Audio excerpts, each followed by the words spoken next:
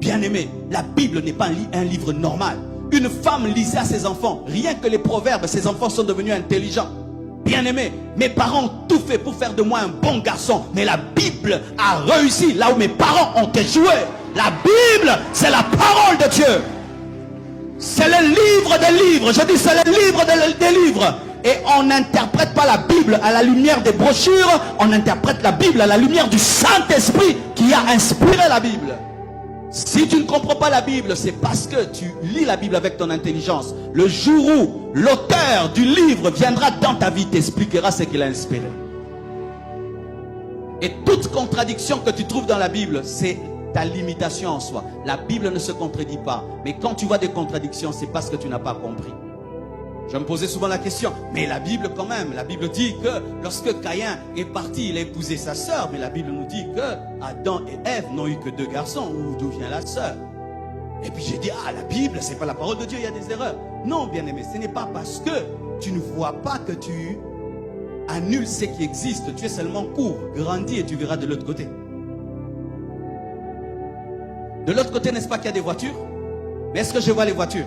Est-ce que parce que je ne vois pas que les voitures n'existent pas, c'est mon ignorance qui m'empêche de voir, c'est ton ignorance qui t'empêche de comprendre?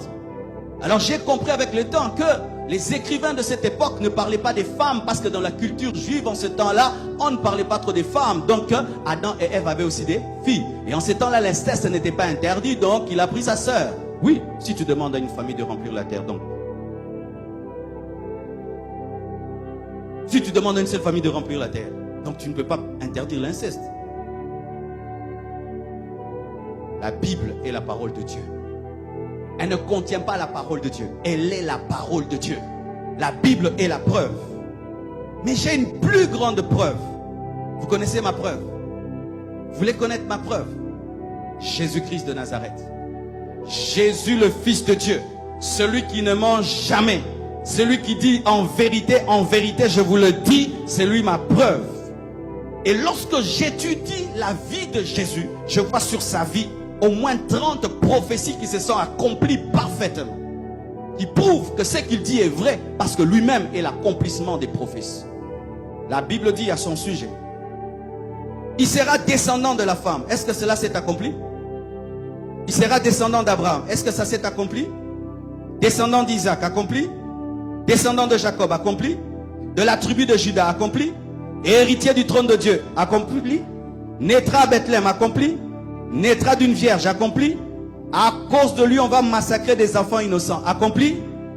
Fuira en Égypte, aura un ministère en Galilée, sera un grand prophète, sacrificateur comme Melchisedec, sera rejeté par les Juifs, sera oint du Saint-Esprit, il entrera à Jérusalem monté sur un âne, il sera trahi par un ami, vendu pour 30 pièces d'argent.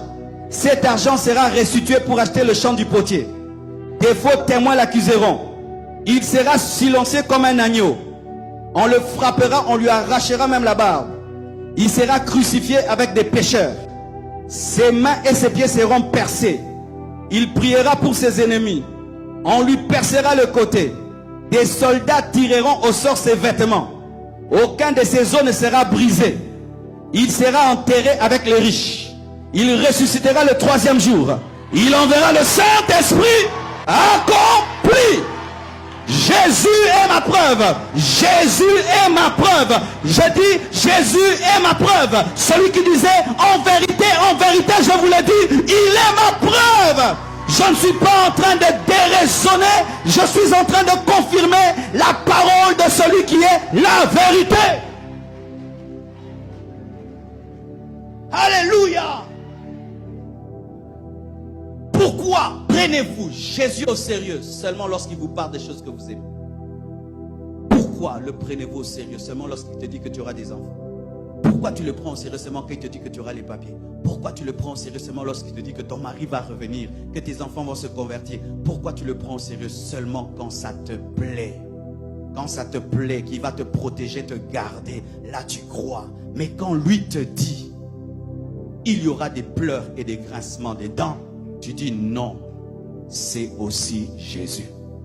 Jésus, ce n'est pas une star fashion, afin de vous créer des expériences, des prophéties, des visions, où vous avez des bons cultes prophétiques avec des péchés eschatologiques.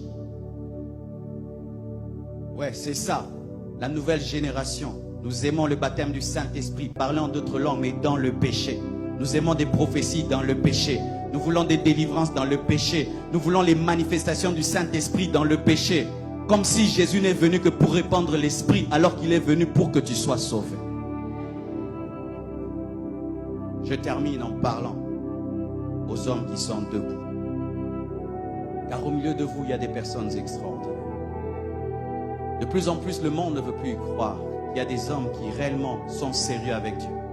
Avec tout ce qui se passe dans le monde aujourd'hui, on méprise les chrétiens. On méprise même les hommes de Dieu. Mais je sais qu'il y a un reste de Dieu. Des personnes qui aiment Jésus, qui ont cru en lui et qui marchent par l'Esprit dans l'obéissance. Vous êtes là, ici. Tenez bon, continuez. Il revient bientôt pour vous. Battez-vous.